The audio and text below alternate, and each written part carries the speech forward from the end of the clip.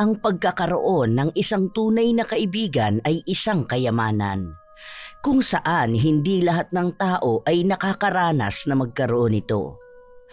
Simula pagkabata, matalik ng magkaibigan sina Clarita at Sharon, kung saan lahat ng klase ng pagsubok sa kanilang buhay ay naroon, nakasuporta ang bawat isa. Ngunit sa tagal ng panahong magkasangga sila, sinubok sila ng panibagong problema na siyang kikilala sa tatag ng kanilang samahan. Mas mangingibabaw nga ba ang galit at pagkampi nila sa itim na kapangyarihan upang masira ang bawat isa? O mas mangingibabaw para sa kanila ang pagkakaibigang matagal na nilang pinagkaingatan at pinahalagahan? Congrats sa atin, Bes. Akalain mo yun, ang bilis ng panahon. Nakagraduate na kaagad tayo. Saan mo ba balak mag-aral ng kolehiyo? Sasama ka na ba sa tatay mo sa Maynila? Doon sa sinasabi mong magandang universidad? Hindi na ako sasama sa kanila. Napag-usapan na rin namin yun ni Mama. Ganun? Saan ka napapasok niyan? Hindi ba yun ang universidad na pangarap mong pasukan? Sayang naman, alam naman natin kaya ng mga magulang mo kahit na doon ka mag-aral. Doon ako papasok sa university na papasukan mo rin. Feeling ko, hindi ako makakasurvive sa college life ko kapag wala ka. Pwede naman tayo magtawagan na. Kung mas maganda naman doon sa Maynila dahil mas mataas na university ang papasukan mo. Maganda ang credentials na makukuha mo. Hindi kasi ako pwede dun eh. Alam mo naman na hindi ganun kalaki ang kabuhayan ng pamilya namin. Isang semester pa lang, pwede nang makabili ng lupa para sa sakahan. Ano naman kung dito ako magtatapos? Parehas lang din naman na university yun. May matututunan din naman ako. Isa pa, parehas na course din naman ang kukunin natin, di ba? Bakit kailangan pa magpakalayo-layo? Basta, gusto ko magkasama lang tayo palagi. Best friends forever tayo, di ba? Oo naman. Best friends forever. Simula pa nung nasa elementarya ang dalawa, matalik na silang magkaibigan. Ang sabi pa nga ng iba ay parang magkarugtong na ang kanilang mga pusod. Hindi lang magkaibigan ang turing nila sa isa't isa, kundi magkapatid na. Tinuturing na kapamilya ang isa't isa. Palagi silang naroon kapag may okasyon sa kani-kanilang pamilya. Nagkakaunawaan sa lahat ng bagay. Nagkakaroon man ng pagkakataon na paminsan ay may tampuhan o pagtatalo. Hindi nababawasan ang pagmamahal nila para sa isa't isa. Hindi na rin sila nagkaroon ng iba pang mga kaibigan kahit na umabot na sila sa kolehiyo. Para kina Sharon at Clarita, ang pagkakaibigan nila ay sapat na at hindi na kailangan ng maraming tao sa kanilang paligid dahil ang isang tunay na kaibigan ay higit sa milyong pekeng kaibigan. Lumipas ang ilang taon, palagi silang magkasamang dalawa sa hirap man o sa ginhawa. Palaging nasa tabi ng isa't isa upang gumabay at magbigay ng suporta. Oh my God! Bes! Oh, ano nangyayari sa'yo? Kinabahan naman ako sa sigaw mo. Ay, naku naman Sharon. Aatakihin ako sa puso eh. Tingnan mo, nakuha ko dun sa trabaho na sabay nating inaplayan. OMG! Anong balita sa'yo? Tingnan mo kung nag-text din sila sa'yo, dali. Para sana sabay na tayo magbiyahe bukas. Nakaka-excite naman. Sandali, hindi ko pa nakikita eh. Saan ba titingnan dito? Dito ba? Ay, mukhang hindi ako pasado pero ayos lang. May isang nag-text sa akin for interview doon sa isa pa nating pinasahan. Congrats sa'yo! Alam ko naman na para talaga sa'yo yan kasi di ba ang sabi nila baka isa lang muna ang kailanganin. Uy, dapat sa sahod mo ilibre mo ako ng ice cream ha? Bakit hindi ka nakapasok? Excited pa naman ako dahil akala ko iisang kumpanya lang ang papasukan natin. Pero sana hanggang doon magkasama tayong dalawa. Mas masaya yun kung kada break time natin, sabay tayo mag-ice cream. May kasabay akong papasok at uuwi. Ano ka ba? Kahit naman hindi tayo magkasama sa trabaho, pwede pa rin naman tayong magkita. Every sahod or rest day natin, pwede tayong mag-bonding, di ba? Nasa Pilipinas pa rin naman tayo. Magkakalayo lang tayo ng kumpanya. Maraming paraan para makapagkita. Ay, sayang naman. Bakit kasi hindi ka nila tinawagan? Siguro ayaw nila ng may magkaibigan sa trabaho, no? Hindi naman kasi yun makakaapekto sa performance natin. Baka nga maging mas active pa tayo. Pero dapat kahit na magkaiba tayo ng work, magkaibigan pa rin tayo, ha? Baka mamaya makakilala ka ng bagong kaibigan, makalimutan mo na ako. Magtatampo talaga ako. Loka, alam nga namang kalimutan natin ang ilang taon nating pagkakaibigan dahil lang nagkaroon tayo ng trabaho. Kahit pa maging kaibigan ko ang mga katrabaho ko, hindi ka nila mapapalitan. Kahit na magkaroon tayo ng asawa at anak, magkaibigan pa rin tayo. Di ba nga, tayo ang magiging mga ninang ng mga anak natin sa future. Kaya wag ka dyan. Masyado kang overthinker. Masyado kang selosa. Basta, promise mo na hindi mo ko ipagpapalit sa kanila. Oo nga, promise. Di ba nga, best friends forever? Best friends forever. Gusto nilang masigurado ang tatag ng kanilang pagkakaibigan. Naging mahirap para sa dalawa na mag-adjust, lalo na at nasanay sila na palaging magkasama sa araw-araw. Pero ganun pa man, napanatili nilang maganda ang samahan. Naglalaan sila palagi ng oras para sa isa't isa. Katulad ng mga pangako nila, kahit na ikinasal na silang dalawa, naroon pa rin sila sa tabi ng isa't isa. Isang perpektong pagkakaibigan. Hanggang sa pareha silang nagkaroon ng anak. Mas nauna lang nanganak si Clarita at makalipas ang 2 taon, si Sharon naman ang nanganak. Nang binyagan ang anak ni Clarita, ninang si Sharon.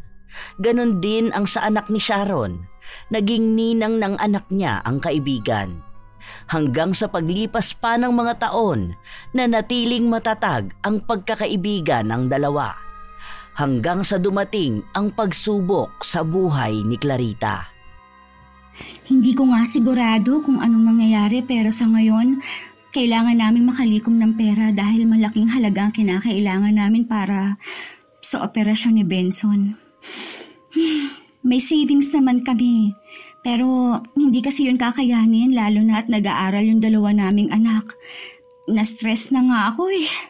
Hinihintay ko pang mabenta ang lupa sa probinsya dahil malaking tulong din yun sa amin. Naaawa na talaga ako sa'yo. Alam ko ang paghihirap mo.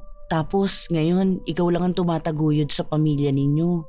2 trabaho na ang ginagawa mo. Nag-aalala nga ako dahil baka sa susunod niyan, katawan mo naman ang bumigay. Magpahinga ka rin naman. Tumatanda na tayo, hindi na tayo ganun kalakas katulad dati. Humihina rin ang katawan natin, lalo na kung ganyan na palagi kang pagod, tapos kalaban mo pa ang stress. Hindi maganda yung ginagawa mo. Kahit na gusto kong magpahinga, hindi pwede. Nakakahiya naman kung aasa lang ako sa mga kapatid ko. Siyempre, may mga sarili na rin silang pamilya. Ang dami naming gastusin. Halos lahat ng pera namin napunta sa gamot ng asawa ko eh. Malapit na nga ang birthday ng inaanak mo pero baka sa bahay lang kami dahil wala naman kaming ipangahanda. Sa susunod na linggo na pala ang birthday niya, no? Magpapadala na lang ako ng regalo sa kanya. Ano bang kailangan niya? May bag na ba siya para sa pasukan? Ano bang gusto niya? Kahit na ano na lang. Nakakahiya naman sa'yo eh. Wala nga akong naibigay ng birthday ng inaanak ko. Ano ka ba? Bakit ka mahihiya? Alam ko naman ang kalagayan ng pamilya mo. Isa pa, hindi naman sa mga regalo na yan nasusukat ang pagiging ninang, no? Hindi naman siguro natin kinuha ang isa't isa na maging ninang para lang sa mga regalo, di ba? Kahit meron yan o wala, ang mahalaga nandyan ka palagi. Ikaw ang magsisilbing pangalawang magulang sa kanya. Hindi naman sa laki ng naibigay mo masusukat ang pagiging ninang mo. May iba pang mas mahalaga dyan, katulad na lang ng pagpapayo mo sa kanya kapag lumaki na siya, sa paggabay mo. Salamat talaga, Sharon. Baka kasi nagtatampo ng inaanak ko sa akin. Nung nakaraang Pasko, magkano lang naibigay ko? Hayaan mo, kapag naging maayos na ulit ang takbo ng buhay namin, babawi ako sa kanya. Wala naman tayong sumbatan dito. Ayan ka na naman eh. Dinadagdag mo na naman yung mga iniisip mo, kaya mas lalo kang nasistress. Hayaan mo na lang muna mga bagay na hindi mo naman kontrolado. Hindi naman kami nagbibilang ng naibibigay namin at mas lalong hindi kami naglilista ng mga kakulangan. Kung may maibibigay ka, salamat. Kung wala naman, salamat pa rin. Hindi naman palaging sa material na bagay lang ang pagiging ninang natin. Magkaibigan na tayo, matagal na, at marami kang naitulong sa akin noon. Salamat talaga sa pagiging understanding mo.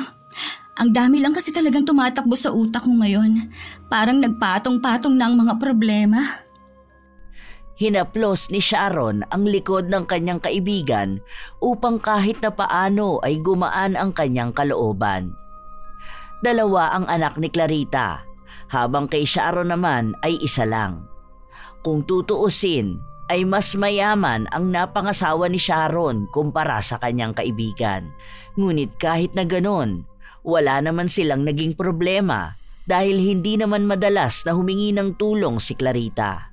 Lalo na at may mga naipon naman siyang pera at pamana na nakuha niya mula sa kanyang mga magulang.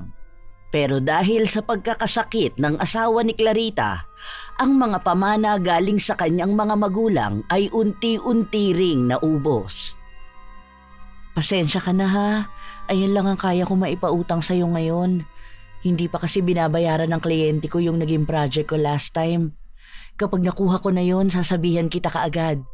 Hindi ko kasi pwedeng galawin yung pera ng asawa ko. Ilalagay kasi yon sa savings ni Hana. Tapos nagpapagawa pa kami ng bahay. Ang laki rin kasi ng binayaran namin sa school ng inaanak mo. Sana makatulong yan kahit paano. Bukas, pag uwi ng asawa ko, kakausapin ko siya para dun sa nire-recommend naming doktor na pwedeng tumingin kay Benson.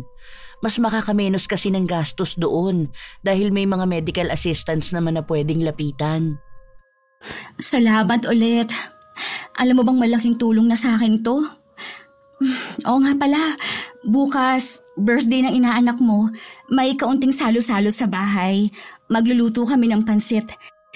Gusto sana niyang makita si Hana. Nung nakaraan niya pa sa akin tinatanong kung kailan kami pupunta rito o kung kailan sila makikita ulit. Ang kaso, masyado naman akong busy. Ayun lang, hindi ako sigurado. Hindi ko kasi alam kung makakapunta kami.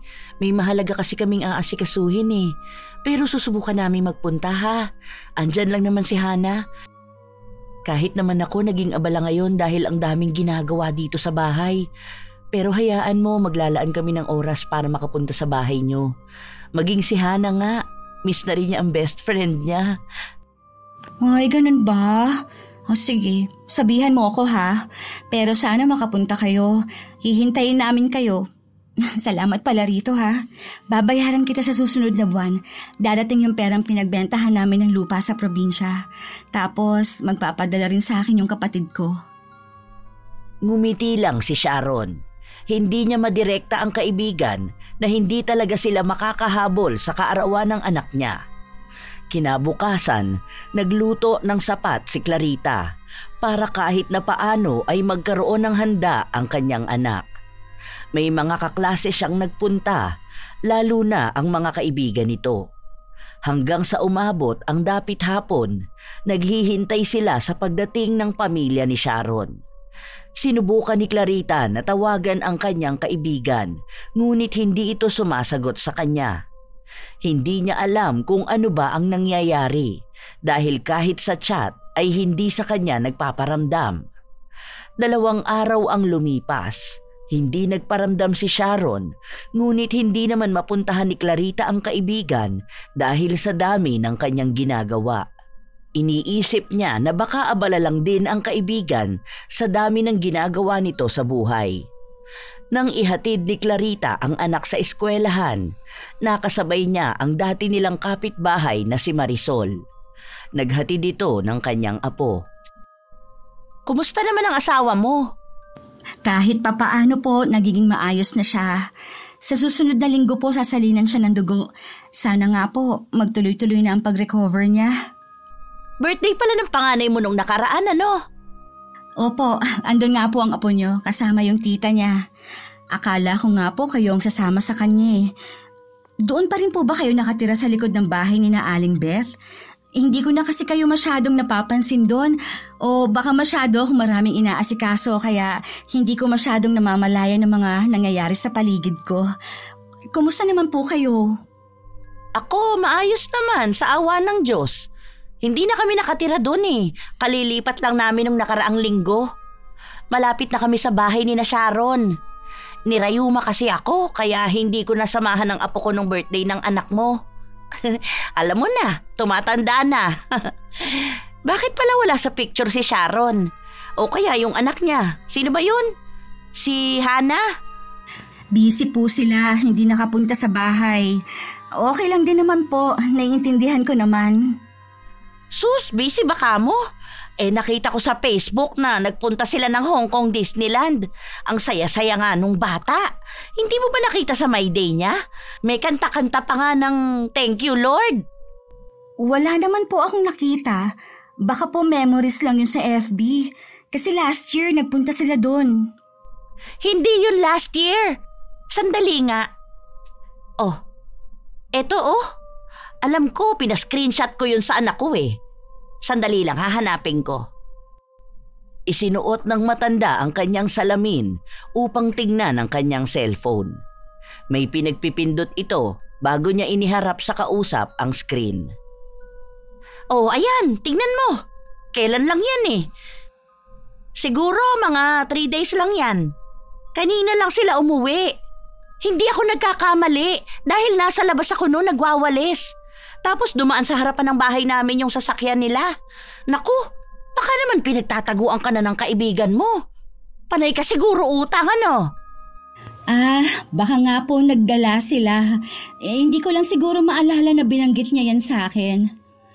Ang tanong dyan, bakit hindi mo nakita? Siguro nakablock ka sa kanya, no? Alam mo, mukhang pinagtataguan ka na niyang kaibigan mo. Gaano na ba kalaki ang utang mo sa kanya? Kasi narinig ko na ang dami mong utang.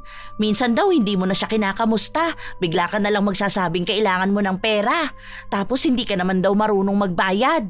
Medyo nakakahiya nga yung pakinggan, ano? Sinabi niya yan?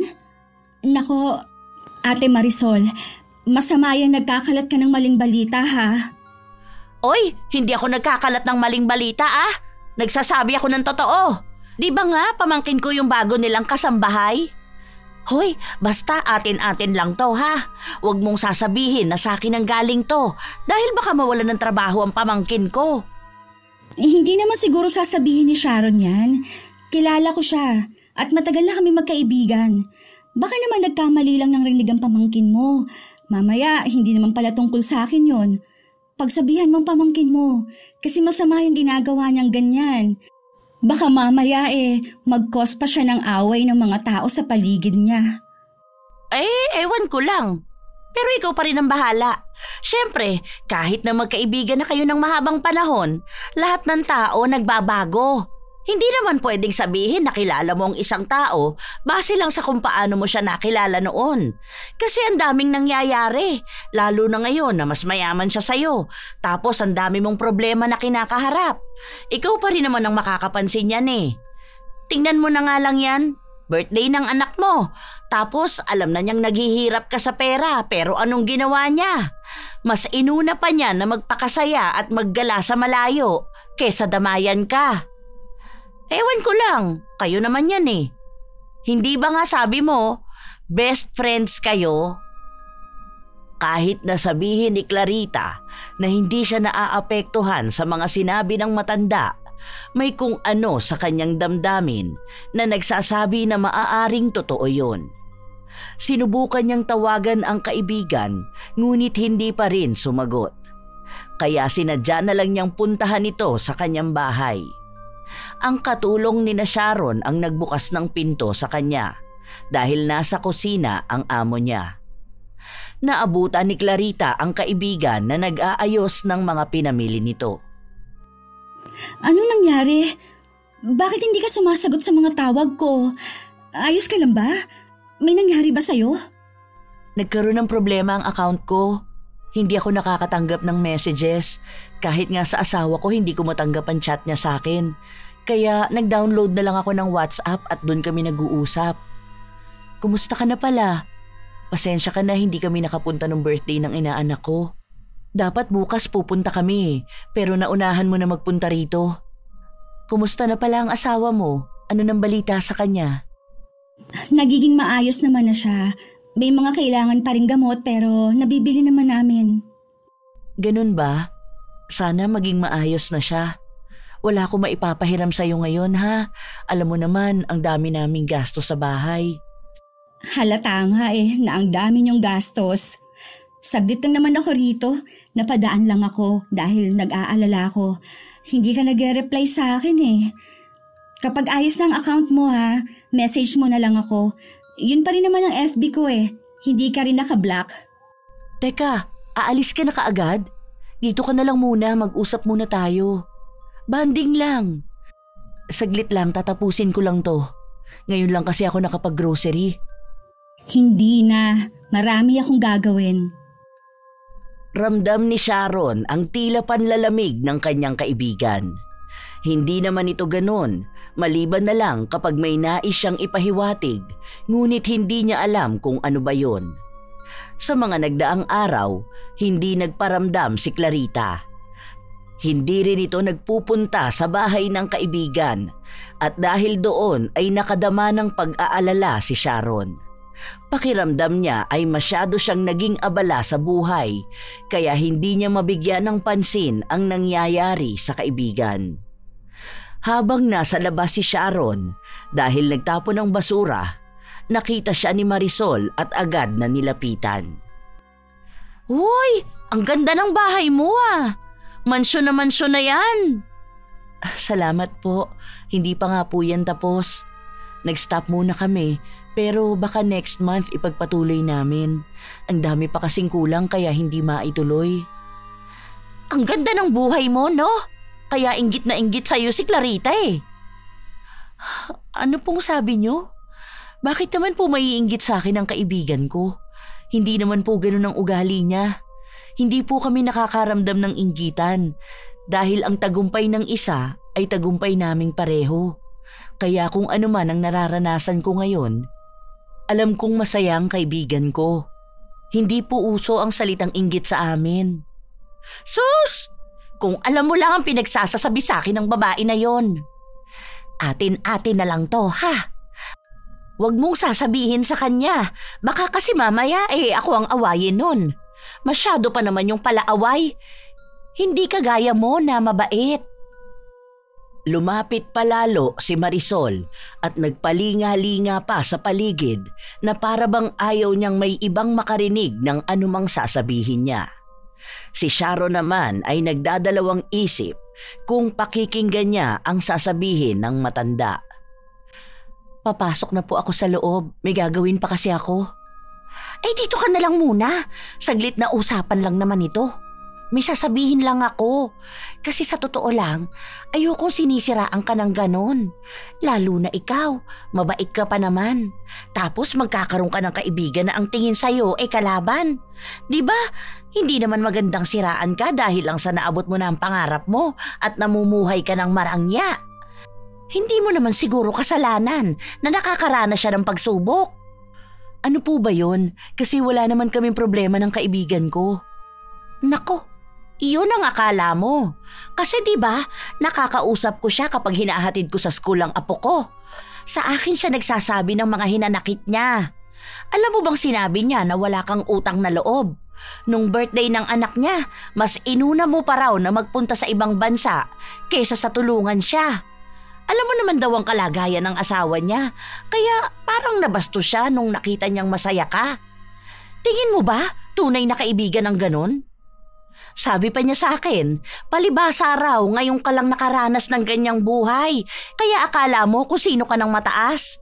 Naku, minsan nga gusto ko sagutin at sabihin na hindi ka naman masamang tao. Grabe siya kung lamunin ng inggit sa kanyang katawan. Sinabi po talaga niya yan? Bakit naman ganyan siya mag-isip? Oo, marami akong utang sa kanya nung nag-aaral kami. Tinatanaw kong utang na loob yun, pero hindi naman siguro tama na sabihin niya sa akin ang mga yan. Binibigyan ko lang din ng kaligayahan ng anak ko at pera ng asawa ko ang ginagastos namin. Tinutulungan ko naman siya pero hindi ko nga lang kayang ibigay lahat dahil may pangangailangan din ng pamilya ko. Ayan mismo ang sabi ko sa kanya. Pero ang sabi niya na ganyan ka na raw talaga noon pa man. Ang taas na ng tingin mo sa sarili mo dahil lang umangat ka ng konti.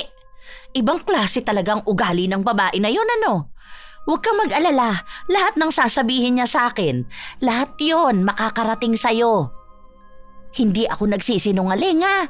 Paano ko malalaman na siya ang nagbayad ng tuition mo noon para makagraduate ka? Diba? Kasi kung ako lang, hindi ko yun alam kung hindi sasabihin sa akin. Kasi kailan lang naman tayo nagkakilala at wala ka rin namang nabanggit na ganyan. Wow, grabe, ibang klase. Pati ba naman yun kailangan niya pang sabihin? Bakit kailangan sa'yo pa? Dapat hinarap niya ako kung may problema pala siya sa akin. Galing na siya nung nakaraan sa bahay. Sana kinausap niya ako tungkol dito. Hindi yan ganyan. Nakakahiya na sa ibang tao niya pa sinasabi. Isa pa, binayaran ko yun. Hindi yun libre. Paunti-unti ko nga lang nabayaran dahil hinulug-hulugan ko yun dati nung nagtatrabaho ako. Ewan ko ba sa kanya? Basta, yun lang ang sabi niya sa akin. Kapag nakausap ko ulit siya at may sinabi sa akin, makakarating ka agad sa'yo. Oo nga pala. May bigas ka ba dyan? Pahingi nga muna ako kahit 2 kilo. Wala pa kasi ang anak ko Magsasaing na sana ako. Gutom na ang mga apo ko. Namumuo ang galit sa dibdib ni Sharon habang inaalala niya ang mga salitang narinig niya. Para bang nagbigay ito ng lamat sa tingin niya sa kanyang kaibigan. Alam niya na maraming naitulong sa kanya si Clarita, ngunit hindi naman yun sapat upang ipamukha na wala siyang naipambawi. Lumipas pa ang mga araw, salita na nagbigay ng mensahe si Marisol sa magkaibigan. At ang dalawa naman ay hindi na nagkaroon ng pagkakataon na makapag-usap dahil ayaw na rin nilang madagdagan ang sama ng loob. Alam nila na magpapang-abot lamang ng gulo kapag nagkita sila ng personal. Oo nga, sinabi niya pa na baka nga karma mo na yan dahil noon daw naging kabit ka ng isang engineer. Hindi ko alam kung kailan yon, pero nung nag-aaral pa lang daw kayo. Kaya nga raw ang dami mo palaging pera. Nagulat nga ako nang sabihin niya yun Hindi ko alam kung totoo ba yun o hindi. Ang kapal na mukha niya! Hindi ako ang kabit! Baka siya. Nakakalimutan niya yata na inagaw niya lang yung asawa niya. May girlfriend dyan noon. Tapos na makatrabaho niya, nagkagustuhan sila. Siya lang ang pinakasalan. Huwag nga siyang magmamalinis. Talagang inakusahan pa akong kabit. Siya ang gumagawa ng masama. Tapos sa akin niya ibabato. Ay, talaga ba? Mukha pa naman siyang anghel. Tapos ganyan pala ang ugali niya. Bakit naman ganun? Ahas naman pala siya Mukhang pinagtatakpan ng sarili niyang baho.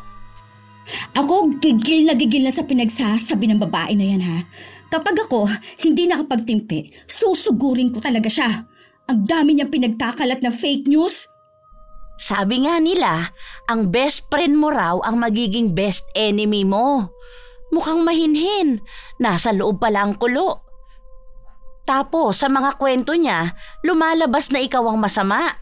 Kaya hindi rin ako naniniwala sa mga sinasabi niya. Kasi kilala na kita Alam ko na mabait ka. Huwag kang mag-alala. Kakampi mo ko. Lahat ng sasabihin niya sa akin makakarating sa'yo. Ayoko pa naman sa lahat yung plastic. Ang nakikita ko sa'yo, totoong tao ka talaga. Siguro nga, ginamit ka lang niya noon. Kung wala ka, hindi naman siya makakapagtapos ng pag-aaral. Siya pang may ganang magsabi sa akin ng mga ganyan. Nakatulong siya sa akin at sa pagpapagamot ng asawa ko. Pero barya lang yun sa dami ng mga naitulong ko sa kanya noon. Sobrang sama ng loob ko sa totoo lang. Ay, Ate Marisol, ayoko malumbat. Dahil hindi ko naman ugali na isumbat kung ano man ang naitulong ko sa isang tao. Lalo na parang kapatid na ang tingin ko sa kanya. Tanggap siya ng pamilya ko. Mahal nga rin siya ng mga magulang ko eh. Noon talaga, sanggang dikit kami. Tapos malalaman ko na ganyan ang mga sinasabi niya sa akin. Ay, ang bigat dito sa dibdib oh. Kasi akala ko totoo siya sa akin eh. Sa totoo lang ha, gabi-gabi ako umiiyak dahil sa sama ng loob. Ay, naku po. Isa pa yan. Alam mo ba na ang sabi niya, wala ka naman talagang naitulong sa kanya, na lahat naman daw yon binayaran niya sa'yo. Ikaw pa nga raw ang may malaking utang na loob dahil ikaw ang tinulungan niya. Siguro raw namatay na kayo sa gutom kung hindi ka lang niya binigyan ng pera para may ipanlamon sa pamilya mo. Hindi lang ipinakain ha, ang sinabi niya mismo, pinanlamon. Diyos ko po, kung hindi pa naman sasamain sa ugali. Parang pinapamukha niya sa'yo na bato ka at ginto siya. Sino ba namang hindi sasama ang loob niyan? Huwag ko lang talagang makita ang babae na yan. Baka hindi ko mapigilan ang sarili ko at masaktan ko siya. Ayoko na sanang gumawa pa ng gulo dahil nahihiya rin ako sa asawa niya. At malaki ng mga anak namin. Naiintindihan na nila ang mga nangyayari. Nabibigyan ng lamat pati pagkakaibigan ng mga bata. Hindi ko alam na may ganyan pala siyang ugali. Hindi mo talaga masasabi kung sino ang totoo sa'yo. May kasabihan nga, di ba? Na huwag kang basta iinom sa basong inaalok sa'yo dahil darating ang araw na ipagyayabang ng taong yun na pinawi niya ang uhaw mo. Siguro naman naiintindihan mo ang ibig kong sabihin. Na huwag kang basta tatanggap ng tulong sa isang tao na bandang huli isusumbat din sa'yo ang naitulong nila.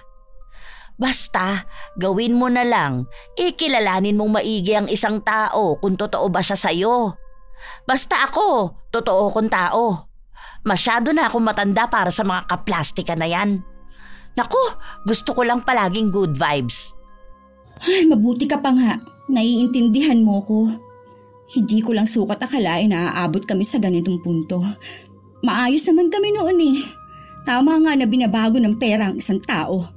Huwag na sana magtagpo pa ang landas naming dalawa.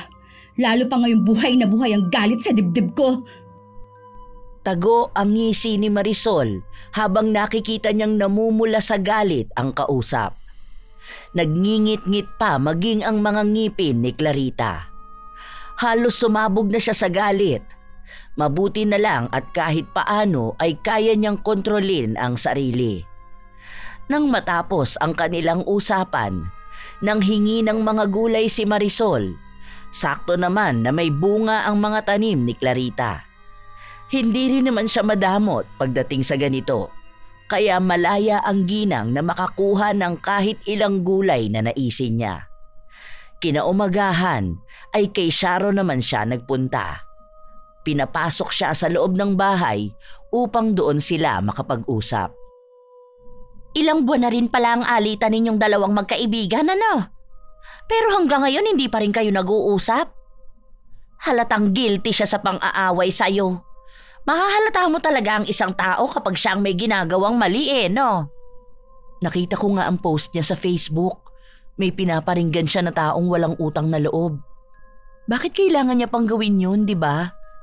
Kung tunay na kaibigan ang turing niya sa akin, sana hindi siya nagbilang ng mga naitulong niya sa akin. Kung ako nga, hindi siya nakarinig ng kahit na anong panunumbat. Kasi nga, walang-wala na siya. Ano pa bang aasahan mo? Ngayon, ang laki ng gastos nila sa hospital dahil sa operasyon ng asawa niya. Hindi ko nga alam kung ano ang lagay nun Pero mukhang nakakabawi na rin naman sila sa kaperahan. Kaya siguro ganyan na rin siya magyabang sa'yo. Kasi alam niya na magkakaroon na ulit siya ng pera. Tama. Kaya siguro ganyan siya magyabang sa akin. Panay pa siya post sa FB niya. Akala mo iniinggit ako. Masaya ako na nagiging maayos na ang kalagayan ni Benson. Pero hindi ako magiging masaya na ganyan niya ako ituring. Ito, narinig ko pa. Ang sabi niya, nagpadala daw ng pera yung kapatid niya na nasa Canada. Magbibigay nga rin daw ng puhunan para sa panimulang negosyo. Hindi ko pa alam kung anong negosyo ba ang sisimulan niya. Hindi niya pa kasi nasasabi sa akin. Pero sigurado malulugi lang din yun. Halata kasi sa kanya na hindi siya masyadong magaling sa negosyo. Hindi katulad sa'yo na magaan ang kamay pagdating sa pera. Kaya ang bilis lang pumasok ng buwena sa'yo eh. Saka ang nilalapitan ng swerte, yung mga mababait talaga. Hindi ka rin kasi madamot na tao. At lalong hindi masama ang ugali mo. Malas mo lang na nagkaroon ka ng kaibigan na gaya niya. Siya pa nga yata ang nagdadala ng negative vibe sa'yo eh. Mabuti na lang talaga inilayo mo na ang sarili mo sa kanya. Ayoko talaga sa lahat yung mga nega na tao. Hindi kasi yan nakakatulong sa buhay natin. Kaso, hindi talaga maalis sa utak ko kung ano ba ang ginawa kong masama sa kanya para maging ganito siya sa akin. Ang akala ko tunay na kaibigan ang turing niya sa akin. Ang dami niya palang hinanakit. Bakit sa haba ng panahon na magkasama kami, hindi man lang niya sinabi sa akin yan? Para sana nagkaintindihan kami, hindi na umabot pa sa ganito. Pati sa social media, masyado siyang maingay. Sarili niya lang ang pinapahiya niya eh. Ano pa bang aasahan mo? Malamang sa inggit nga yun. Doon naman nagsisimula ang lahat. Hindi niya lang siguro inasahan na magiging tagumpay ka sa buhay. Kaya ayan, inggit na inggit sa'yo. Hayaan mo siyang atakihin sa galit. Nako, halata namang wala siyang binatbat sa'yo, no? Napakalayo mo na kumpara sa kanya. Huwag ka nang babalik sa pakikipagkaibigan sa baliw na yon, ha? Kung sakali man nalapitan ka niya at makipag-ayos sa'yo, hayaan mo na lang siya. Kasi malamang may masamang plano yon kapag pinabalik mo pa siya sa buhay mo. Tama na tong pamamahiya na ginawa niya sa'yo. Huwag ka masyadong mabait. Kaya ka naaabuso eh. Ang dami pang mga salitang binitawan ni Marisol na siyang nagbibigay ng apoy sa away ng magkaibigan. Mabilis naman siyang pinaniniwalaan ni Sharon dahil lahat ng lumalabas sa kanyang bibig ay mukhang tunay. Ay, gabi na pala. O sige, uuwi na ako. Naku, baka hindi pa nakakain ng mga apo ko. Masyadong napahaba ang oras ng pag-uusap natin. Basta ha, tandaan mo palagi ang mga payo ko. Baka naman may 500 ka dyan. Baka naman pwede mo akong pahiramin. Kailangan ko lang pambaon sa apo ko bukas at bibili ako ng ulam namin. Babayaran na lang kita kapag nagkaroon ako ng pera. Sa ngayon kasi, gipit kami. Pero pangako, kapag nakaraos kami, ibabalik ko rin ang mga nahiram kong pera. May ulam dyan, kumuha ka na lang sa kusina. Eto, kahit na wag mo na yan bayaran, bigay ko na lang yan sa'yo para ipakita na mas mayaman pa rin talaga ako kesa sa bruhang kaibigan ko. Ay, oo naman talaga. At mas mabait ka kaysa sa kanya. Kanina nga sa school nagtatanong siya sa akin. Tapos ang gusto niya, sabihin ko kung anong usapan natin. Ang sabi ko lang sa kanya na hindi ako ganong klase ng tao. Ayoko sabihin sa kanya. Kaya ayun, kahit na palamig, hindi man lang ako nilibre. Grabe nga eh. Mabuti ka pa. Nabigyan mo ako ng pera. Tapos magbibigay ka pa ng ulam. Kaya sa'yo ko loyal eh.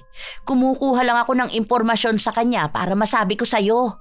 Hindi rin naman ako naniniwala sa mga sinasabi niyang paninira dahil kilala kitang mabait na tao. Huwag kang mag-alala. Hindi ako katulad ni Clarita. Kasi ako, may utang na loob. At kilala ko talaga kung sino ang mga tao na nandyan sa tabi ko kapag kailangan ko ng tulong. Maaasahan mo ako palagi.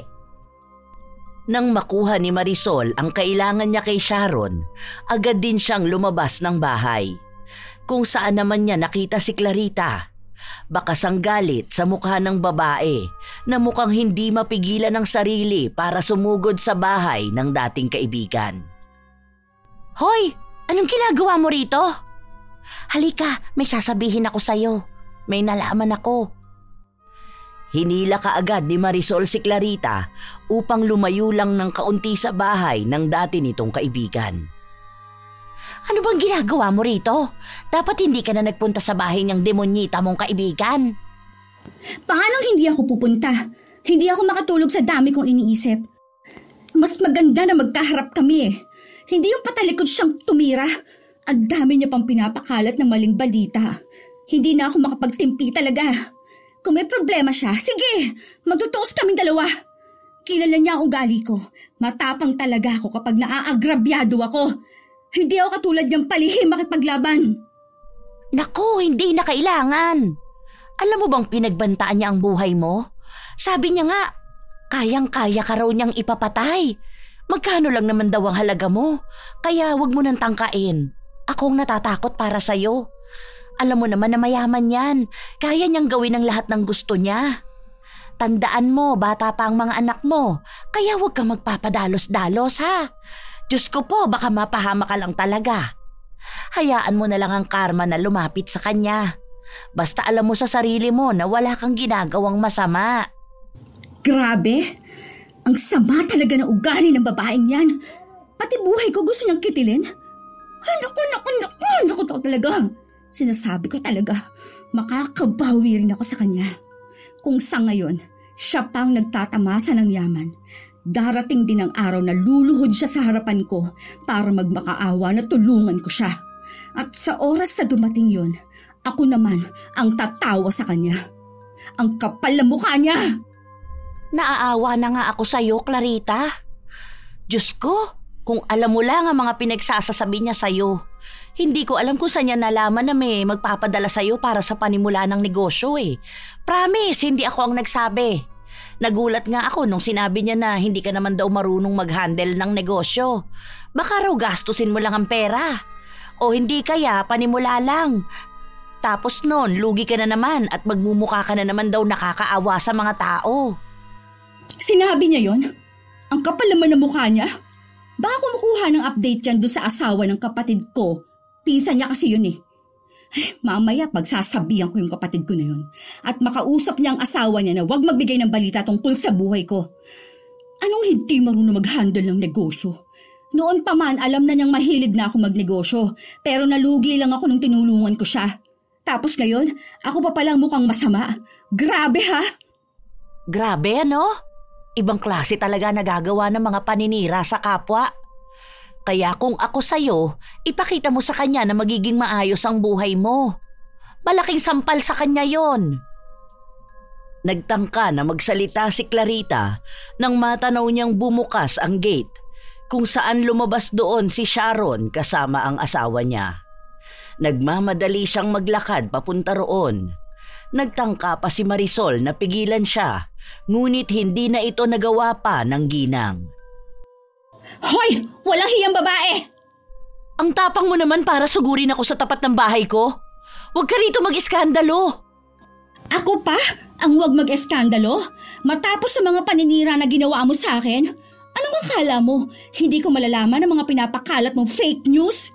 Wow! Ibang klase ka talaga, no? Nakatikim ka lang ng ginhawa. Nakalimutan mo na kung sino ang tumulong sa'yo nun. Wala kang utang na loob. Nakuha nila ang atensyon ng mga tao sa paligid, kung saan ang iba ay lumabas pa sa loob ng kanilang mga bahay para lang makita ang kaguluhan na nangyayari. Umawat ang asawa ni Sharon, ngunit naging baliwala siya dahil mas nangingibabaw ang galit na nararamdaman ng dalawa. Ano? Nakakaramdam ka na ba ng hiya? Ikaw ang mahiya sa sarili mo. Pinapakita mo sa lahat na wala kang modo. Gumagawa ka pa ng eksena rito? Ikaw na nga may malaking kasalanan sa akin. Ikaw pa ang ganyan umasta? Anong kasalanan ang ginawa ko sa'yo, ha? Ikaw ang gumagawa ng mali sa akin. Noon pa lang ramdam ko na ang pagka-plastic mo. Manggagamit ka! Hinigit ni Clarita ang buhok ng dating kaibigan. Sa lakas nun ay halos mabali na ang leeg ni Sharon. Agad naman na umawat ang kanyang asawa, ngunit nagsimula ang dalawang magkasakitan. Naghilahan sila ng buhok, kasabay ang masasakit na salitang binibitawan nila. Wala ni isa sa mga taong nakapaligid sa kanila ang nakaawat sa gulong dulot ni na Sharon at Clarita. Tumagal rin yun ng ilang minuto hanggang sa dumating ang barangay tanod para paghiwalayin ang dalawa. May mga sugat sila sa katawan, ngunit mas nangingibabaw ang galit at pagkadismaya kaysa sa sakit. Ito ang tandaan mo, Sharon. Hindi pa tayo tapos. Isinusumpa ko, pagbabayaran mong lahat ng sakit na dinulot mo sa akin. Pinuputol ko na ang ugnayan nating dalawa. Hindi na tayo magkaibigan at kahit na kailan, hindi kita mapapatawad. Kahit ako, pinuputol ko na ang lahat ng ugnayan nating dalawa. Wala akong pakialam kahit na mamatay ka pa. Hindi ako sisilip sa kabaong mo. Pinagsisisihan ko na naging ninang ako ng anak mo at lalong pinagsisisihan ko na itinuring kitang kaibigan. Masakit sa dibdib ang mga binitawan nilang mga salita na ni minsan ay hindi nila naisip na lalabas sa kanilang mga bibig. Sa ilang dekada nilang magkakampi, ngayon lang umabot sa ganito ang kanilang away. Sa paglipas ng mga araw, walang naging balita sa dalawa. Puno ng galit at sama ng loob ang mga puso nila at walang puwang ang kapatawaran. Lahat yan susunugin. Walang ititira kahit na ano dyan. Umiiyak ang panganay na anak niya dahil sa mga nakikita niyang ginagawa ng kanyang ina. Ang mga litrato nila noong kabataan pa, mga bagay na may pagkakapareho kay Sharon at mga tanda ng pagkakaibigan nila. Lahat iyon ay sinunog ni Clarita. Wala na siyang ibang nararamdaman maliban sa galit, kaya gusto niyang tanggalin na ang lahat ng ugnayan nila ng dating kaibigan. Simula ngayon, hindi niyo nakikilalanin si Sharon, ang walang hiyang babae na yon. Huwag niyo na siyang tatawagin na tita dahil simula ngayon, sinusunog ko na rin ang ugnayan niya sa pamilya natin. Ilang beses na kinausap ng kanyang asawa si Clarita at sinabi na maaaring nadadala lang sila ng kanilang emosyon. Dapat noong nagkaharap sila ay mas inuna nilang unawain ang isa't isa at hayaan na magsalita. Ngunit nagalit lang si Clarita at sinabi na wala siyang alam sa naging away nila ni Sharon. Sa paglipas ng mga araw, mas lalong bumibigat ang nararamdaman ni Clarita. Para bang maraming bagay ang nakapasan sa kanya. Madalas na mainit ang kanyang ulo at para bang galit sa mundo. Sa isang pagkakataon, nagising na lang siya 10 oras ng gabi sa pakiramdam na para bang nabibiyak ang kanyang ulo. Hindi ko na kaya to! Sobrang sakit ng ulo ko! Kahit na inuman niya ng gamot, hindi ito tumatalab. Sa halip ay mas lalo lang sumasakit. Kahit na magpaikot-ikot siya sa bawat parte ng kwarto, walang nangyayari. Hanggang umabot sa kinaumagahan, hindi siya pinatulog ng sakit. Ano ba naman itong nangyayari sa akin? Sobrang sakit talaga. Hindi ko na to kaya. Para ako mamamatay sa sobrang sakit. Kailan pa ba yung nararamdaman mo? Parang kahapon lang maayos ka naman ah. Nakasabay pa nga kita nung sinundo mo ang anak mo. Kaninang madaling araw lang to. Nahihirapan akong kumilos. Hindi nga nakapasok ang mga bata dahil hindi ko maasikaso eh. Hindi ko naman pwedeng paggalawin masyado ang asawa ko. Nagpapagaling pa siya. Hinihintay ko rin ang pamangkin ko na magpunta rito sa bahay. Nasa biyahe pa yun. Alam mo, nagdududa na ako. Pakiramdam ko hindi lang yan basta sakit. Galing ka na ba sa ospital? Hindi nga ako makapunta ng ospital, pero uminom na ako ng gamot. Kaso parang hindi naman umiepekto sa akin eh. Naku, feeling ko, kinukulam ka na. Hindi kaagad nakapagsalita si Clarita. Hinihilot niya ang kanyang ulo at nag-iisip tungkol sa sinabi sa kanya ni Marisol. Anong ibig mong sabihin na kinukulam ako? Ito, para sa akin lang ha. Hindi ko naman sinasabi na ganito nga talaga. Pero alam mo ba na ganyan ang nangyari sa tiyahin ko nung araw? Kinukulam na pala siya ng nakaaway niya. Naku, nagsimula yan nung nagkaroon kayo ng malalang pagtatalo ni Sharon, hindi ba? Paano kung pinapakulam ka na pala niya? Naku, mahirap yung ganyan. Kaya pala, kahit na anong gamot ang inumin ko, hindi ako gumagaling. May sademonyo talagang babae na yun. Mukhang sinanla ng kaluluwa sa kadiliman para lang makaganti sa akin. Nakakabuwisit! Tumatak na sa isipan ni Clarita ang sinabi sa kanya ng kausap. Kaya sa halip na magpunta siya sa ospital, sinikap niyang puntahan ang mangkukulam na sinabi ni Marisol na maaaring makatulong sa kanya. Sinabi ng mangkukulam na nasa ilalim nga siya ng itim na kapangyarihan. Hindi ako papayag na ako lang ang magdurusa. Gusto ko rin siyang ipakulam. Gawin mong lahat ng makakaya mo para magantihan ko siya.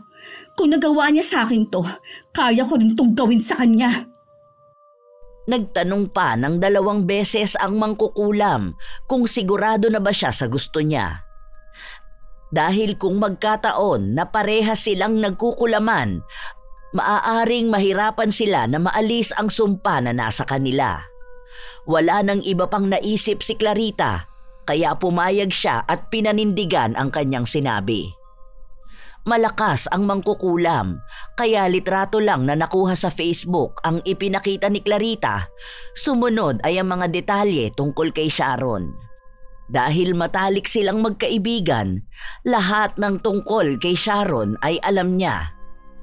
Umuwi ng bahay si Clarita, kung saan hindi pa rin naaalis ang sakit ng kanyang ulo. Tumanggi kasi ang mangkukulam na gamutin siya dahil hindi niya kayang pagsabayin ang hiling ni Clarita. Kaya sa halip na pansarili niyang kaligtasan, mas minabuti niyang gantihan ang dating kaibigan. Ngayon, sabay nating pagdusahan ang mga ginawa natin. Hindi ako papayag na ako lang ang mahihirapan. Lumuhod ka rin sa sakit! Sa pagdaan ng mga araw, unti-unting bumabagsak ang katawan ni Clarita at ganon din ang kay Sharon na nakaratay sa kanyang higaan at hindi maigalaw ang katawan. Yon ang kulam na kanyang natamo. Tuwing sinusubukan niyang gumalaw, nakakaramdam siya ng tila ba humihiwalay ang kanyang laman sa kanyang balat. Ngunit kahit na ganon pa man ang nangyayari sa kanilang dalawa, naroon pa rin palagi si Marisol upang bigyan ng silakbo ang galit na nararamdaman nila. Sigurado ko na tuwang-tuwa yang si Clarita sa nakikita niya sa'yo. Baka nga nagpapakasaya na yun, lalo na at siya ang kumulam sa'yo. Nagpatawag na ako ng albularyo na gagamot sa akin, kaya makakabawi na ako. Sa susunod na ipapakulam ko siya, sisiguraduhin kong mamamatay na siya. Hindi sapat sa akin na naghihirap lang siya. Ayan na kasi ang sinabi ko sa'yo nung una eh. Bakit kasi naaawa ka pa sa kanya? Tingnan mo ngayon, hirap ka na dyan. O siya, aalis na muna ako at susunduin ko ang apo ko. May pera ka ba dyan? Baka pwedeng makisuyo ulit. Hayaan mo, pagbalik ko bukas, babalitaan kita kung ano na ang nangyari dun sa demonyita mong kaibigan. Dahil nga hindi maigalaw ni Sharon ang kanyang katawan, inutusan niya ang kanyang kasambahay na kumuha ng pera para ibigay kay Marisol. 1K lang? Dagdagan mo naman ng 500. Effort din ang ginagawa ko, ha? Dumadalaw pa ako sa bahay niya para lang makita kung paano rin siya nagdurusa. Paano naman ako gaganahan yan? Dinagdagan pa ang bigay na pera sa kanya. Malawak ang ngiti ng matanda habang palabas siya ng bahay. Yon, instant 1.5, isang araw na chismis lang. Kay Clarita naman ako mamaya. Siguro kahit 1K lang mahingi ko ron. Wala naman kasi yung pera. Nagmadali na si Marisol na sunduin ang kanyang apo.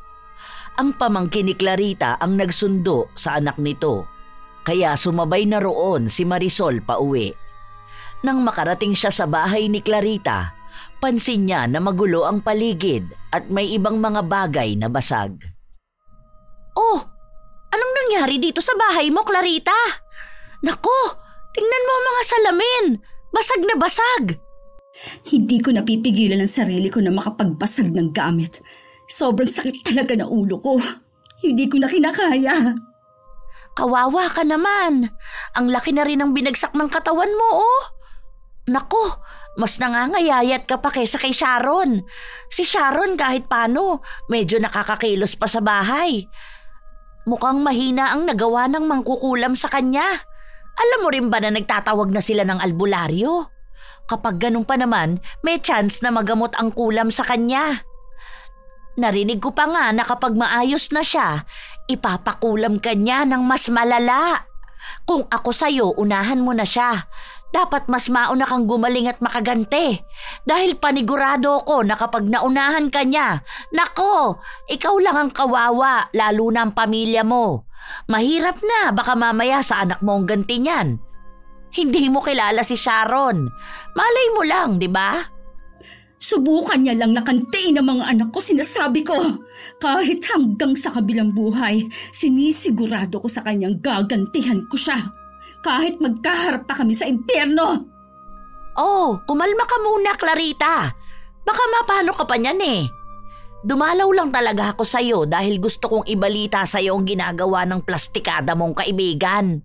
Huwag mong hahayaan na mas manaig siya kaysa sa'yo, ha? O sige na, aalis na ako. Ay, oo nga pala. Baka naman mapahiram mo ko kahit na magkano. Bukas kasi kailangan ng anak ko na magpunta sa kabilang barangay para dun sa sasalihan niyang contest. Siguro kahit 1K lang. Pasuyo na lang sa pamangkin ko. Pasabi na ako ang nag-utos. Hawak niya kasi ang pera dito sa bahay. Salamat pala sa mga ibinabalita mo sa akin. Naku, wala yon. Maliit na bagay. Ayoko kasing mapahamak ka, lalo na't malaki ang naitutulong mo sa akin. Tumatanaw ako ng utang na loob.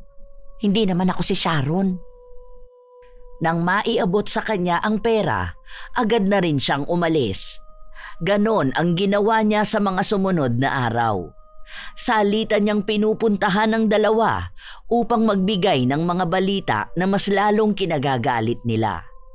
Dahil sa bawat balita na yon, nakakakuha siya ng pabor sa dalawa. Isang araw, nang paalis na si Marisol sa bahay ni na Sharon, dumating naman ang isang lalaking hindi niya kilala. Mang Lorenzo, mabuti naman po at nakarating kayo. Alam niyo po bang matagal ko na kayong hinihintay? Alam kong matutulungan ninyo ko. Napakalaki ng ibinagsak ng katawan mo, Sharon. Ang mukha mo, para ng bungo. Hindi ko na rin po naigagalaw ang buo kong katawan eh. Malaki na po ang epekto nito sa akin. Kaya sana po matulungan ninyo ko. Sino yan, Sharon? Siya ang magaling na albularyong kakilala ko. Galing pa siya sa probinsya namin at pinakiusapan ko na magbiyahe rito. Siya na lang ang pag-asa ko dahil yung 2 albularyo na nakausap ko, hindi nila ako kayang gamutin. Ay, we! Totoo ba na magaling yan? Baka naman pera lang ang habol niyan sa'yo, ha? Mahirap na magtiwala sa panahon ngayon. Yung kaibigan mo nga na matagal mong nakasama, nagtraidor pa sa'yo eh. Ayan pa kaya na hindi mo naman talaga kilala. Maaari bang iwan mo muna kami? Ay hindi! Dito lang ako para alam ko kung anong mapag-uusapan ninyo. Concerned ako kay Sharon. Hindi ako makapanggagamot ng maayos kung may sasagabal sa akin. Halatang wala kang alam sa ginagawa mo. Minamaliit mo ba ang kakayahan ko? Sige na po, lumabas na kayo. Hayaan nyo na kaming 2 rito. Nung una ay ayaw pang umalis ni Marisol, ngunit napilitan siya nang lapitan siya ni Mang Lorenzo. Dahil may katandaan na rin ng lalaki at ramdam ang kanyang tapang, napilitan ng umalis ang ginang. Nais niya sanang makalakap pa ng ibang impormasyon para may masasabi siya kay Clarita. Sa loob naman ng kwarto, 2 lang sina Sharon at Mang Lorenzo na nag-uusap. May mga inilabas ang matandang albularyo sa kanyang bag at isinagawa ang mabilisang ritual. May nakikita ko rito. Mas nangingibabaw ang galit. Alam ko kung sino yan. Kinukulam ako ni Clarita. Ang matalik mong kaibigan, simula pagkabata. Ano ang sa tingin mong dahilan? Galit siya sa akin. At dahil na rin sa inggit. Kung alam niyo lang kung paano niya ako siraan sa mga tao. Pansin ko rin na lumapit ka sa itim na kapangyarihan. Alam mo ba na iisang mangkukulam lang ang gumawa nito sa inyo? Hindi ko alam. Basta ang gusto ko lang ngayon ay maging maayos na ako at gagantihan ko siya ng mas malala. Galit na lang ang bumubuhay sa akin dahil hindi ako pwedeng mamatay ng ganito lang. Sisiguraduhin kong mararanasan niya ang walang hanggang pagdurusa. Hindi kaagad nagsalita ang matanda. Sinubukan niya ulit magsagawa ng ritual. May mga orasyon siyang binigkas sa harapan ng isang langis. Napansin ni Sharon na kumuluyon saglit. Napailing na lang ang matanda bago niya ibinaling ang tingin kay Sharon. Ano pong nangyayari? Maaari mo bang ikwento sa akin ang mga nangyari? Gusto kong malaman ang naging punot dulo ng kulaman na ito. Dahil parehas kayong may malakas na pinaguhugutan. Masyadong malalim at madilim ang mga galit. Hindi ito basta matatalo. Kung sa bagay, kayong nagpapalitan ng sumpa. Kahit na ang pinakamagaling na albularyo ay hindi kayong magagamot kung ganito kalakas ang puwersa nyo. Sinimulang ikwento ni Sharon ang mga nangyari. Simula sa kung paano sila nagkalabuan ng kaibigan at ang naging dahilan upang magawa niyang unang ipakulam ito. Sa mga kwento niya, mukhang nagkaroon na ng ideya si Mang Lorenzo sa mga nangyayari. Susubukan kong gamutin ka bukas. Babalik ako rito. May kailangan lang akong puntahan. Kailangan kong masigurado ang mga bagay upang mas maging epektibo ang pag-aalis ng sumpa sa iyo. May mga ipinahid si Mang Lorenzo sa katawan ni Sharon bago siya nagpaalam na umalis. Sinunod namang puntahan ng matandang albularyo ang bahay ni Clarita. Hindi naman naging mahirap para sa kanyang hanapin ang bahay ni Clarita dahil nagtanong-tanong lang siya. Matalas pa ang memorya niya para matandaan kung saan ang daan papunta roon. Lalo na at minsan na rin siyang naimbitahan sa binyag ng bunsong anak nito. Pagpasok niya sa loob ng bahay, naabutan niya si Marisol na kausap si Clarita. Oh, andito ka rin? Huwag mo sabihin na salawahan ka. Kagagaling mo lang sa bahay ni na Sharon ah. Hindi ba't ganun din ang ginawa mo? Ano naman ang dahilan kaya narito ka? Ha?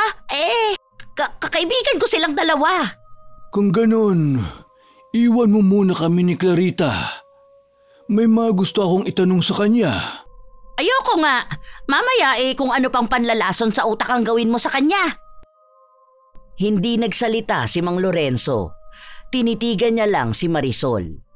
Nakipagmatigasan naman ang ginang, ngunit lumabas din siya matapos siyang palabasin ni Clarita. Naiwan ang dalawa sa loob ng kwarto. Nakakapanlumo rin ang itsura ni Clarita dahil ang masigla niyang pangangatawan ay bumagsak din, katulad ng sa kaibigan niyang si Sharon. Ikaw ba ang gumagamot kay Sharon? Alam mo ba ang gusto niyang gawin sa akin? Sa oras na maging maayos siya, mas lalo niya akong pahihirapan. Hindi ko alam kung ano ang nangyari sa inyong dalawa. Samantalang, para na kayong magkapatid noon. Simula pa ng mga bata kayo, magkakampi na kayo. Sa kanya nagsimula ang lahat. Hindi ko naman ginusto to eh. Kung hindi niya lang sana ako siniraan. Siya rin na nagsimula ng pangkukulam sa akin. Bumabawi lang ako. Inilabas ni Mang Lorenzo ang langis na ginamit niya kay Sharon at ipinahid niya ito sa katawan ni Clarita. Nakausap ko na si Sharon At mukhang alam ko na rin kung ano ba ang nangyayari sa inyong dalawa. Alam mo yung babaeng naabutan ko rito? Siya rin ang babae na naabutan ko, nakausap ni Sharon. Bakit pareho niyong kinakausap ang iisang tao? Gayong alam niyang may alitan kayo. Siya ang nagbibigay ng balita tungkol sa walang hiyang babae na yon. Sa kanya ko rin nalaman ang pinagkakalat na maling balita ni Sharon. Mukhang alam ko na ang punot dulo nito. Hindi ito tungkol sa samaan ninyo ng loob. Dahil tungkol itong lahat sa kung paano kayo pinag-aaway ng babae na yon. Bakit mas inuuna ninyong pakinggan ang sinasabi ng ibang tao kaysa sa sinasabi mismo ng kaibigan nyo? Hindi ko maintindihan. Anong ibig mong sabihin? Dahil ayan din ang sinasabi ni Sharon.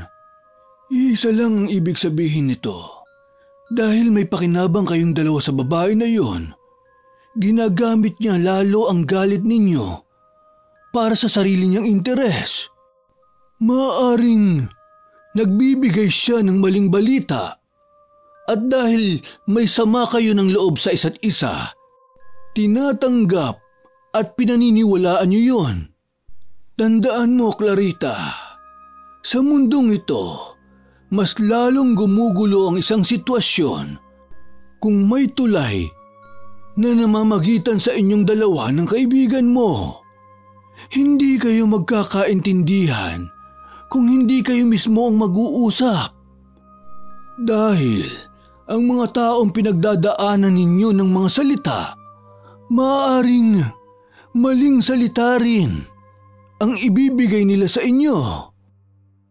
Hindi nagsalita si Clarita.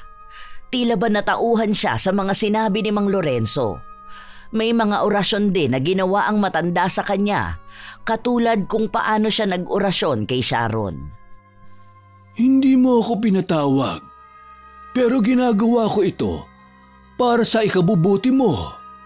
Kilala ko na kayo ni Sharon. Buhat pa noong mga bata pa lamang kayo.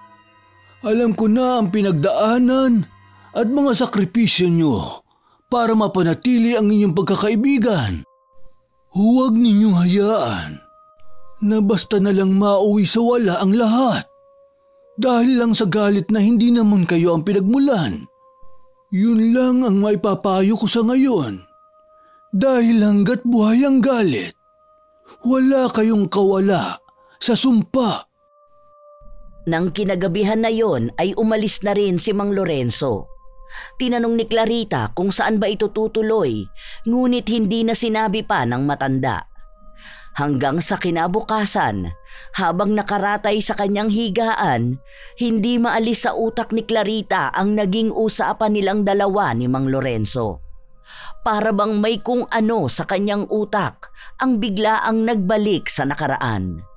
Mula pa noong mga bata sila, sa una nilang pagkikita hanggang sa kung paano tumatag ang kanilang pagkakaibigan.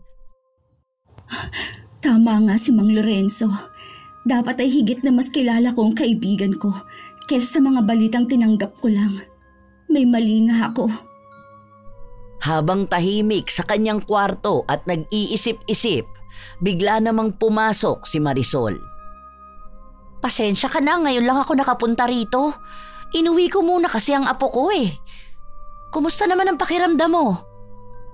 May ibabalita ako sa'yo. Alam mo ba yung matandang lalaki na nagpunta rito? Alam mo ba na napagaling na niya si Sharon? At ngayon, gumagawa na sila ng plano para pabagsakin ka. Pwede bang iwan mo muna ako, Ate Marisol? Gusto ko mapag-isa at makapag-isip muna. Bakit? Ano bang iniisip mo? Siguro may sinabi sa'yo ang lalaki na yun, ano? Huwag kang magpapaapekto sa mga sinasabi niya sa'yo. Ginagamit ka lang nun panigurado. Para kapag mas paniniwalaan mo siya, madali ka lang niyang mapapasunod. Ganun ba ang ginawa mo sa amin ni Sharon? Nung nakita mong madali kaming mahawakan sa leeg, saka mo naman sinamantala lahat? Hindi kaagad nakapagsalita si Marisol. Nanlaki ang mga mata niyang nakatingin kay Clarita. Para bang hinuhuli ang reaksyon niya. Ano bang sinasabi mo? Para tuloy sinasabi mo na may masama akong intensyon ah. Kakampi mo ko, diba? Kakampi kita? Pero sa halip na tulungan ako, mas lalo mo lang pinalala ang sitwasyon. Umalis ka na muna rito, Ate Marisol. Gusto kong mapag-isa. Nagpumilit pang magpaliwanag si Marisol, ngunit sarado ang tenga ni Clarita sa mga salitang sinasabi niya. Kaya ang sinunod niyang puntahan ay si Sharon. Hay! Nakakainis naman. Kailangan ko pa naman ng pera ngayon. Tapos ganyan pa si Clarita.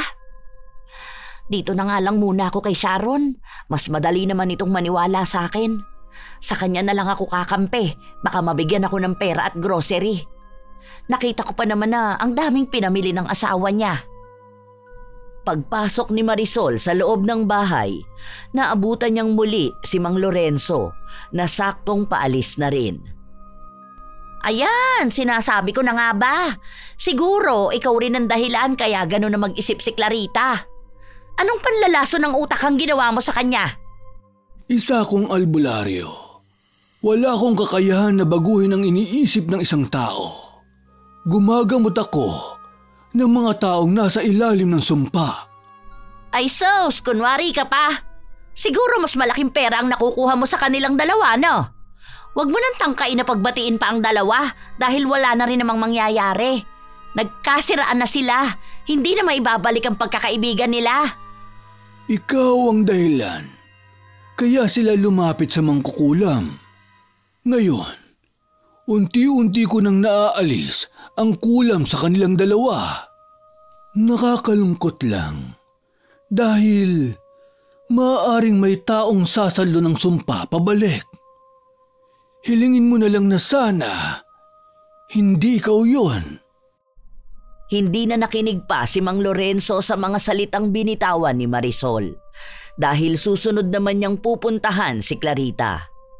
Nagmamadali namang pumasok sa loob ng kwarto ni Sharon ang ginang, kung saan niya naabutan ang anak ni Sharon at ang asawa nito. Nakiusap siya na kung maaari lang sana niyang makausap muna si Sharon, ngunit tumanggi na mismo ang babae at sinabi ng asawa niya na yun na ang huling beses na papasok siya sa loob ng bahay nila. Maging ang pamangkin ni Marisol ay sinesante na rin. Ngayon, parang wala na ako naitulong sa inyo.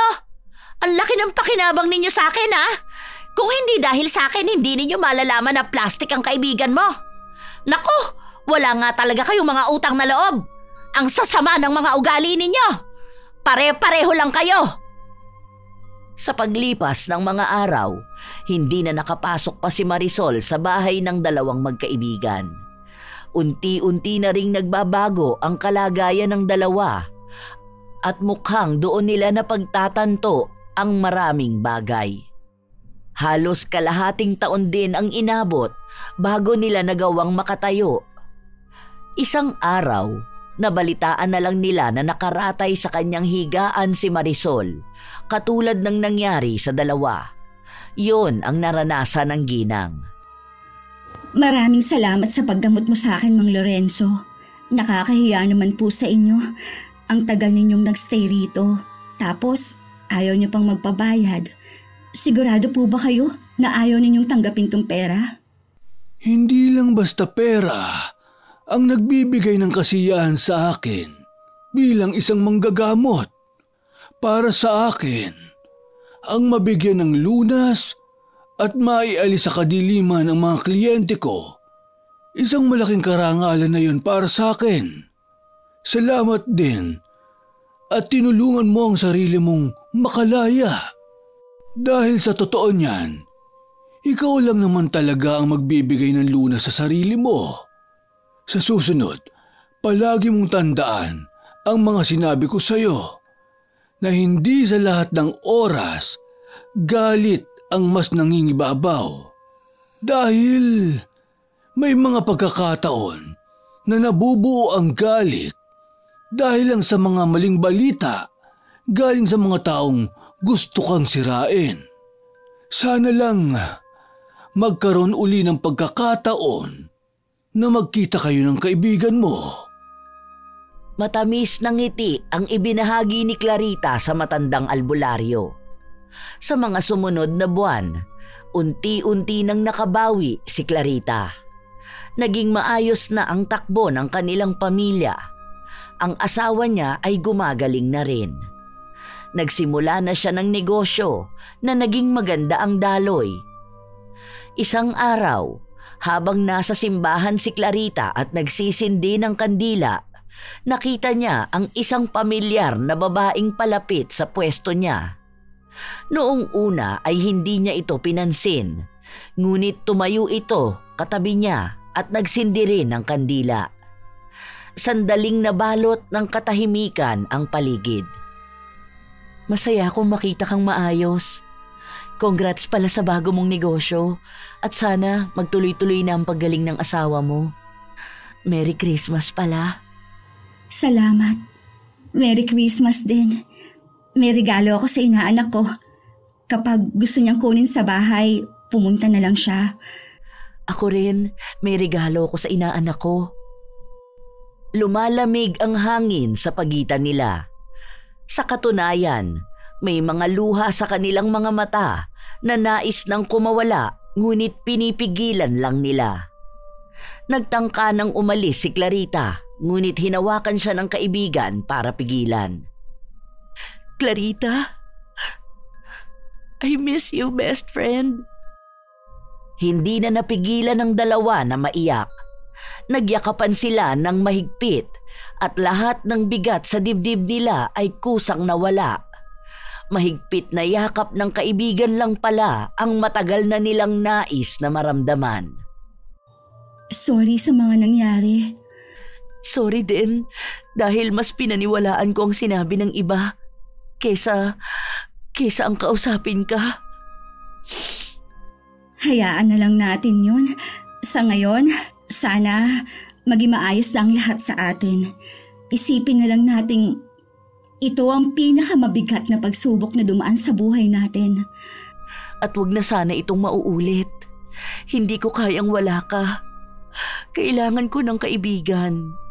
Kailangan kita sa buhay ko. Hindi ba? Best friends forever? Oo, best friends forever. Sabay na nagkapatawaran at ipinangako na muli nilang haharapin ang buhay na sila pa rin ang magkasangga. Sadyang dumarating lang sa buhay ng isang tao ang pagsubok, lalo na sa magkakaibigan. Isang patunay na kahit anong hamon ang dumating, may parte pa rin sa buhay at pagkatao nila na nakalaan para sa tunay na kaibigan. Inamin nila ang parehong pagkakamaling nagawa at sabay nilang itutuwid ang anumang kamalian. Hindi na magpapaapekto sa mga salitang hindi naman sa kanila mismo nanggaling. Sa paglipas ng panahon, naging mas matibay pa ang samahan ng magkaibigan.